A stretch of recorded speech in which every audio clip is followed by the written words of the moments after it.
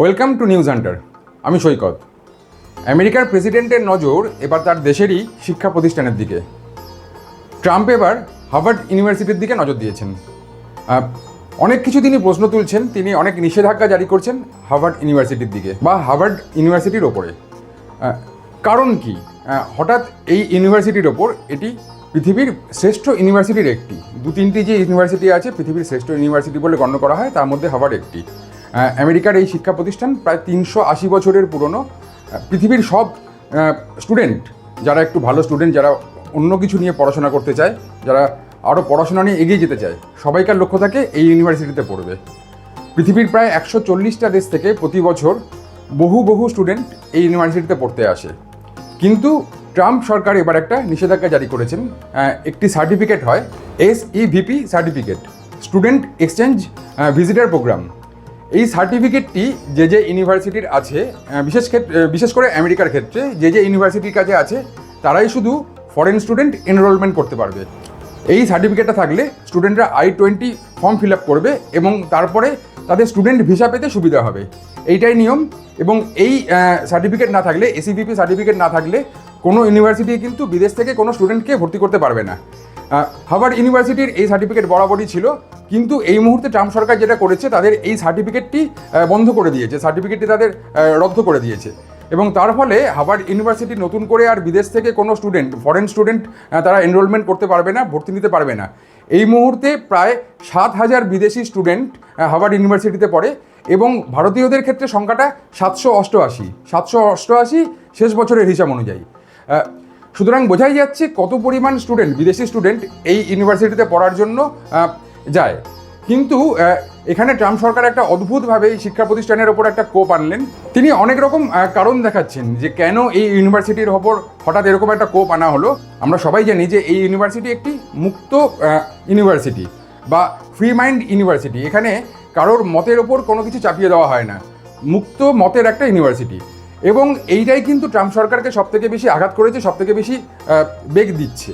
পৃথিবীর বিভিন্ন দেশ থেকে, যেই দেশের সঙ্গে আমেরিকার সম্পর্ক ভালো নেই, সেই সব দেশ থেকেও স্টুডেন্টরা এখানে আসছেন এবং বিভিন্ন ক্ষেত্রে তারা এখানে আন্দোলন করছেন, বিক্ষোভ করছেন।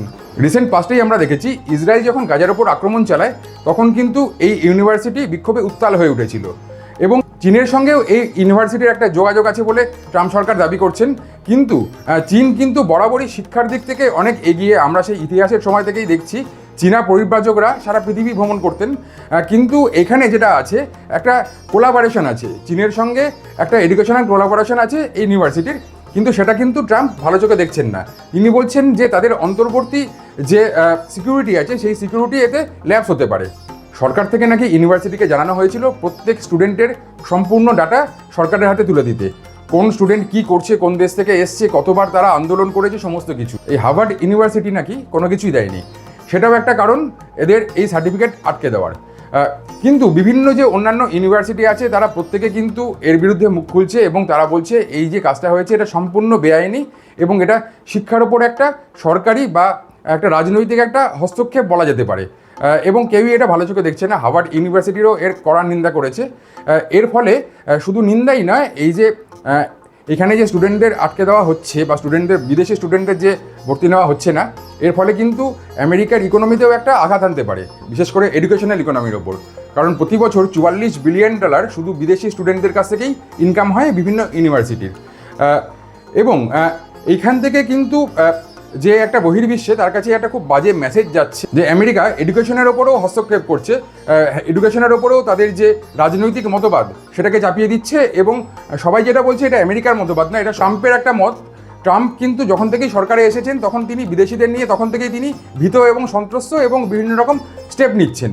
আমরা আগেও দেখেছি ট্রাম্প সরকারে আসার পর থেকেই যে বর্ডারগুলো আছে, বর্ডারগুলো খুব ভালোভাবে সিল করে দেওয়া হয়েছে এবং বিদেশি যেসব নাগরিক যারা ওইখানে থাকেন, আমেরিকায় থাকেন, তাদের ওপর বিভিন্ন রকম নিষেধাজ্ঞা জারি করা হয়েছে।